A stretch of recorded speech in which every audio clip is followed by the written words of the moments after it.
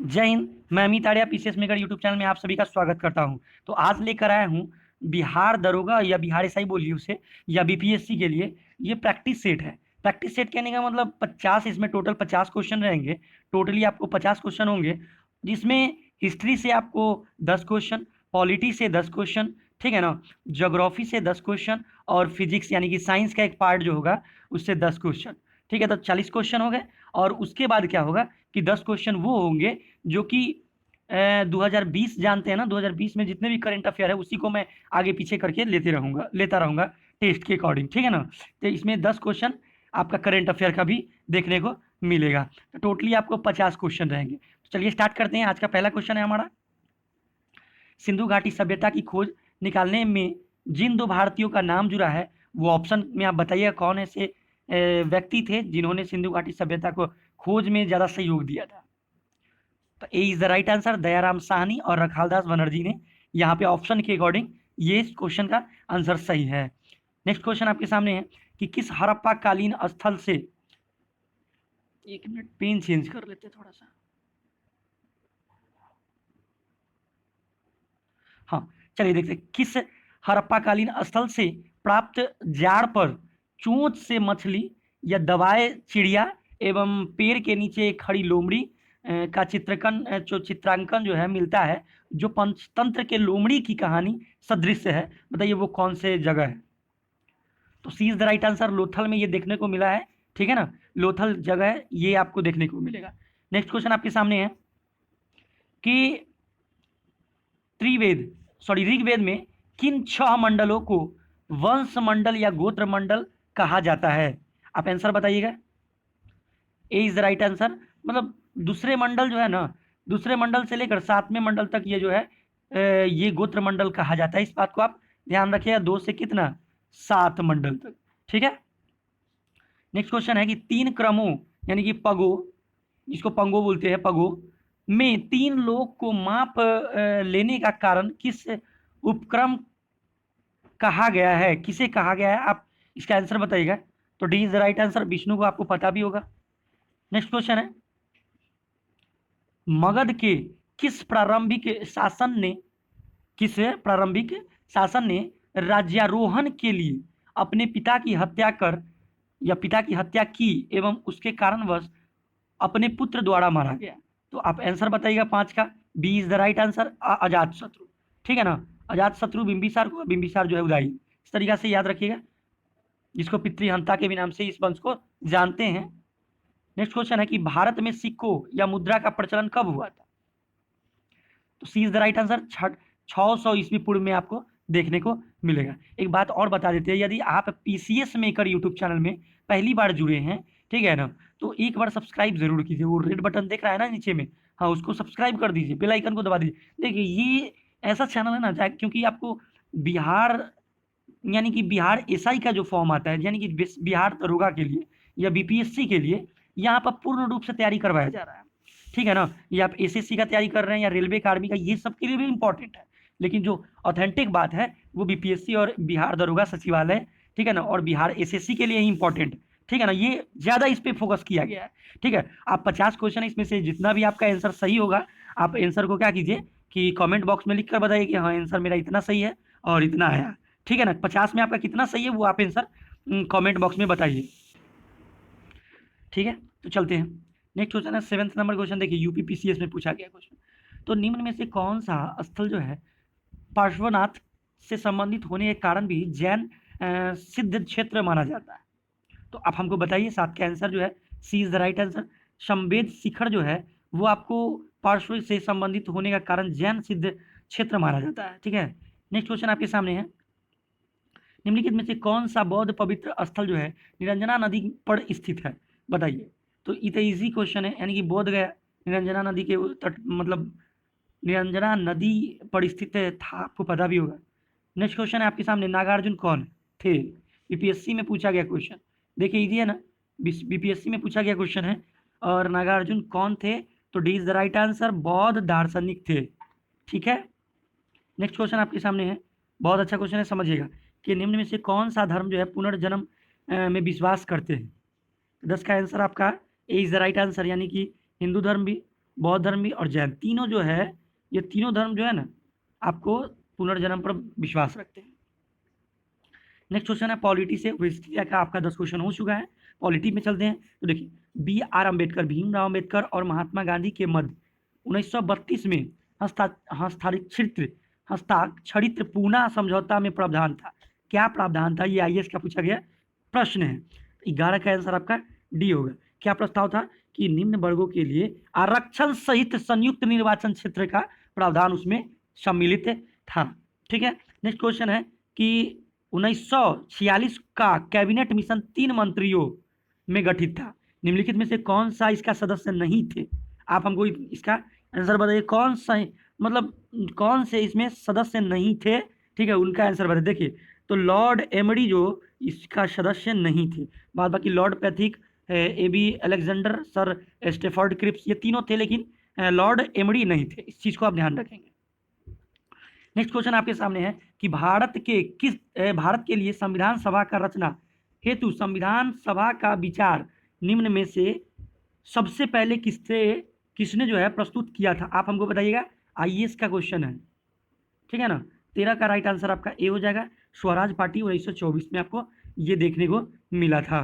Next question है कि संविधान निर्माता परिषद की जो झंडा समिति के सदस्य अध्यक्ष थे, आप हमको बता दीजिए।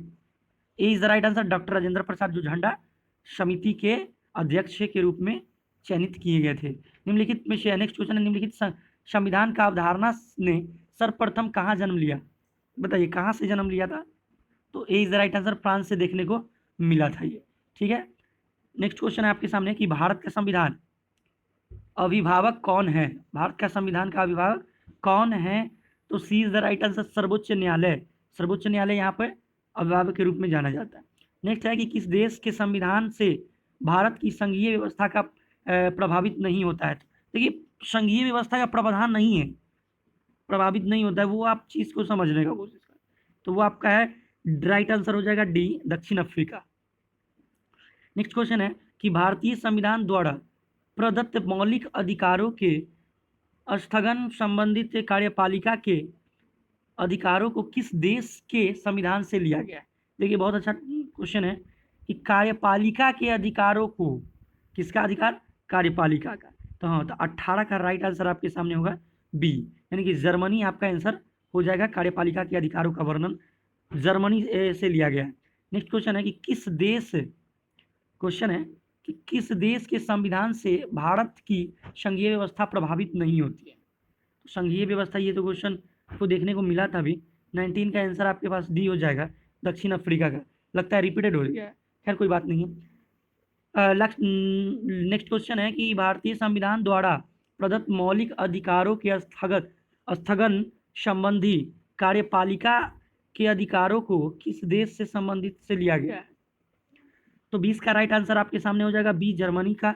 ध्यान रखिएगा। तो देखिए, अभी तक मैंने 20 क्वेश्चन देख लिया, यानी कि हिस्ट्री का 20 क्वेश्चन, पॉलिटी का 20 क्वेश्चन, अब ज्योग्राफी का जानते हैं। ठीक है, चलिए स्टार्ट करते हैं। 21, सियाचिन ग्लेशियर क्षेत्र जो है के ऊपर किनके मध्य झगड़ा है? आप इस चीज़ के विषय में आप जानते हैं तो बताइए आंसर। तो मुझे याद है कि राइट आंसर ए हो जाएगा। नहीं, इंडिया और पाकिस्तान के बीच आपको झगड़ा देखने को मिलता है। ठीक है, ग्लेशियर में। नेक्स्ट क्वेश्चन है कि पूर्वी तटीय मैदान का एक अन्य नाम हमको बताइए। C is the right answer, Coromandel तटीय मैदान हम कह सकते हैं इस चीज़ को। नेक्स्ट क्वेश्चन है मन्नार की खाड़ी किसके तट से के साथ अवस्थित है? मन्नार की खाड़ी जो है किसके तट के साथ जो है अवस्थित है? 23 का राइट आंसर आपका डी हो जाएगा, आंध्र प्रदेश के साथ जो है अवस्थित है। नेक्स्ट क्वेश्चन है कि प्राचीन भारतीय भौगोलिक मान्यता के अनुसार भारतीय वर्ष किस द्वीप का अंग था? 20 द राइट आंसर, जम्मू द्वीप का एक भारत द्वीप का अंग है। इस चीज को आप ध्यान रखेंगे। देखिए, क्वेश्चन बहुत इंपॉर्टेंट है, BPSC के एग्जाम में 2001 में पूछ चुका है। क्या है कि भारत के किस राज्य में जाड़े के मौसम में वर्षा होती है? तो मुझे तो लगता है तमिलनाडु में देखने को मिलता है। ठीक है ना, जाड़े के मौसम में भी यहाँ पे क्या होता है कि बारिश देखने को मिलता है। नेक्स्ट है कि भारत की जलवायु की सबसे महत्वपूर्ण विशेषता कौन सी है? तो 26 का आंसर सी हो जाएगा। ठीक है, 26 का आंसर सी, पवनों की दिशा में परिवर्तन के कारण जो है उसमें जलवायु में परिवर्तन या विशेषताएं देखने को मिलती है। नेक्स्ट क्वेश्चन है IS 1996 में पूछा गया क्वेश्चन है कि भारतीय उपमहाद्वीप पर ग्रीष्म ऋतु के उच्च तापमान एवं निम्न दाब हिंद महासागर में वायु का आकर्षण करता है, जिसके कारण प्रभावित होता है। क्या प्रभावित होता है? तो देखिए, जिसके कारण दक्षिण पश्चिमी मानसून प्रभावित हो जाता है। नेक्स्ट क्वेश्चन है कि भारत के पश्चिमी समुद्री तट पर वर्षा जो है किस मानसून के कारण होता है? तो डी इज राइट आंसर, दक्षिण पश्चिमी मानसून के कारण आपको देखने को मिलता है। खैर, ये देखेंगे। नेक्स्ट क्वेश्चन है कि आर्द्र एवं शुष्क मौसम के क्रमिक परिवर्तन के कारण निक्षालन की प्रक्रिया के कारण कौन सी मृदा विकसित होती है? 29 का आंसर डी हो गया। लेटराइट जो है मृदा आपको देखने को मिलेगा। ठीक। नेक्स्ट क्वेश्चन है कि जो मिट्टी एक स्थान से उड़कर दूसरे स्थान तक पहुंच जाती है उसे क्या कहते हैं? कौन सा मिट्टी के नाम से जानते हैं? तो बलुड मिट्टी के नाम से जानते हैं। ठीक है, जलोढ़ मिट्टी कह सकते हैं। खैर, बतौड़ मिट्टी ध्यान रखिएगा। नेक्स्ट क्वेश्चन आपके सामने, निम्नलिखित में से किसने न्यूटन से पूर्व ही बता दिया था कि वस्तु पृथ्वी की और गुरुत्वाकर्षित करती है? तो पहले ही बता दिया था। तो D is the right answer, Brahmagupta ने बता चुका था पहले। तो ये 30 क्वेश्चन हो चुका है हिस्ट्री, ज्योग्राफी और पॉलिटी का। अब फिजिक्स का लाते हैं, देखिएगा, समझने का कोशिश कीजिएगा। प्रत्येक क्रिया के बाहर एवं विपरीत दिशा में एक ही प्रतिक्रिया होती है। ये न्यूटन साहब के पहला, दूसरा या तीसरा गति से रिलेटेड आप बताइएगा। सी इज द राइट आंसर, यह गति तृतीय नियम से है, आपको पता भी होगा। नेक्स्ट क्वेश्चन आपके सामने है कि निम्नलिखित में से, देखिए यहाँ से क्वेश्चन है कि किसी सरल लोलक की लंबाई 4% बढ़ा दिया जाए तो आवर्तकाल में कितना बढ़ोतरी होगा या घटोतरी होगा? बताइए। तो 2% की बढ़ जाएगी, और बढ़ जाएगी। हाँ। नेक्स्ट क्वेश्चन है, जब दूध को प्रबल ढंग से मथा जाता है तो उसमें क्रीम किसके कारण अलग होता है? बताइए। 34 का राइट आंसर ए हो जाएगा, अपकेंद्रीय बल के कारण। ठीक। नेक्स्ट क्वेश्चन आपके सामने है, बल गुणनफल होता है किसका? तो एफ ए होता है, बल जो होता है एम ए होता है, द्रव्यमान और त्वरण के। तो कहीं ऑप्शन में दिख रहा है 35 का? B is the right answer, द्रव्यमान। यानी कि आपको पता होगा कि एफ बराबर एम और ए होता है, तो एम ए यानी कि द्रव्यमान गुना त्वरण के होते हैं। नेक्स्ट क्वेश्चन आपके सामने है कि यंग प्रत्यास्थता गुणांक का ऐसा ही मात्रक बताइए। बहुत अच्छा क्वेश्चन है। देखिए, न्यूटन पर मीटर स्क्वायर, न्यूटन पर मीटर स्क्वायर होता है। ठीक है, इस चीज़ को आप ध्यान रखेंगे। नेक्स्ट क्वेश्चन है, कार्य का ऐसा ही मात्रक तो जूल होता है, ये तो आपको बताने की जरूरत नहीं है। नेक्स्ट क्वेश्चन है, इको साउंड का प्रयोग होता है 38 का answer, C is the right answer, समुद्र की गहराई मापने के लिए। निम्नलिखित में से आपको बता दे कि किस प्रकार का तरंग जो है उसका प्रयोग रात्रि दृष्टि उपकरण में किया जाता है? 39 का आंसर सी हो जाएगा, अवरक्त। ठीक है, अवरक्त किरण तरंग आपको देखने को मिलेगा। 40, कौन सी प्रक्रिया प्रकाश और ध्वनि दोनों के लिए घटित नहीं होता है? तो वो 40 का राइट आंसर आपके सामने सी हो जाएगा, ध्रुवन। ठीक। अब तक फिजिक्स हो गया, ज्योग्राफी हो जाएगा, पॉलिटी या हिस्ट्री हो गया। अब करंट पे जानते हैं कि जो 2020 का ही करंट अफेयर मैं इंक्लूड करूँगा। ठीक है ना। अगर आपको करंट अफेयर नहीं देखना है तो आप छोड़ सकते हैं, लेकिन देखना है, आपके लायक है। यदि आप 2020 में अभी हैं तो आप देख सकते हैं, 2021 में अगर हैं तो आपके लिए ये करंट अफेयर आपके लिए इंपॉर्टेंट नहीं है। 2022 में भी है तो इंपॉर्टेंट नहीं है, सिर्फ 20 वाले जो एग्ज़ाम है ना उसके लिए इंपॉर्टेंट है। ठीक है ना, 20 से 21 एग्जाम होगा ना उसके लिए इंपॉर्टेंट है। चलिए स्टार्ट करते हैं। इंपॉर्टेंट 41 करा कि डेकीकेटन ने जो है freight corridor corporation of India, जिसको DFCCIL के नाम से भी जानते हैं, इसके अध्यक्ष कौन हैं अभी वर्तमान में? 41 का राइट आंसर आपके सामने हो जाएगा बी, विनोद कुमार यादव जो है अभी DFCCIL के अध्यक्ष प्रेजेंट में है। म्यांमार की मुद्रा क्या है ये आपको पता होगा, B is the right answer, आपको पाउंड में चलता है Myanmar. The Bloomsbury anthology of great Indian poems का संपादक किसने किया है? तो 43 का आंसर हो जाएगा बी, अभय के, मतलब अभय क्या, अभय के इन्होंने किया है। नेक्स्ट क्वेश्चन है, NIC टेक्नो नकलेव 2020 का विषय जो है क्या रहा है? तो 44 का राइट आंसर आपके सामने हो जाएगा वी। ठीक है। नेक्स्ट जेन गवर्नेंस के लिए प्रौद्योगिकी। ठीक। नेक्स्ट क्वेश्चन आपके सामने कि म्यांमार की राजधानी कौन सी है? तो 45 का राइट आंसर ए हो जाएगा। ठीक है, नेप्ट्यूड्यू जो आपको देखने को मिल रहा है म्यांमार की राजधानी है। म्यांमार के स्टेट काउंसलर कौन सा है, ये कौन है, ये 4 ऑप्शन है। 46 का राइट आंसर ए हो जाएगा, अनग शेन सी क्यू। ठीक है ना, ये आपका स्टेट काउंसलर कौन है तो आपको बता दिए। नेक्स्ट है कि भारत को पोलियो मुक्त देश कब घोषित किया गया था, तो 47 का राइट आंसर डी, 2014 में घोषित कर दिया गया था। ठीक है, लेकिन अभी भी केस देखने को मिलता है, लेकिन अभी न के बराबर है। नेक्स्ट क्वेश्चन है भारत का कौन सा शहर या पल्स रणनीति के माध्यम से 100% पोलियो मुक्त बनाने का पहला शहर बन गया है, बताइए। 48 का आंसर ए, वेल्लोर जो है 100%, वहाँ एक भी केस देखने को नहीं मिल रहा है। ठीक, आज का सेकेंड लास्ट क्वेश्चन है, राष्ट्रीय आपदा प्रतिक्रिया बल NDRF के अध्यक्ष कौन है, सी इज द राइट आंसर, प्रधानमंत्री ही होते हैं। ठीक, आज का क्वेश्चन लास्ट है, राष्ट्रीय आपदा प्रतिक्रिया बल NDRF कब था, ठीक है ना, कब इससे प्रारंभ हुआ सोच समझिए, तो B is the right answer 2006 से।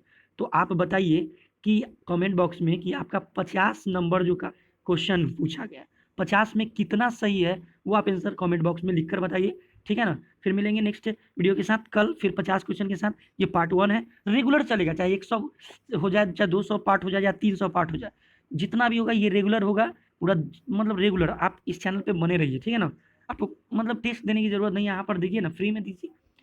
चलिए मिलते हैं नेक्स्ट वीडियो के साथ। जय हिंद, जय भारत।